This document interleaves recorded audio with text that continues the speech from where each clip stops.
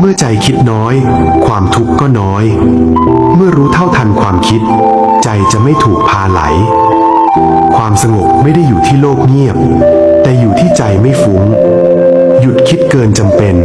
ชีวิตจะเบาและเรียบง่ายความวุ่นวายในชีวิตส่วนใหญ่มาจากใจที่คิดไม่หยุดคิดไปในสิ่งที่ยังไม่เกิดคิดซ้ำในสิ่งที่ผ่านไปยิ่งคิดมากใจก็ยิ่งเหนื่อยพระพุทธเจ้าสอนให้มีสติรู้ทันความคิด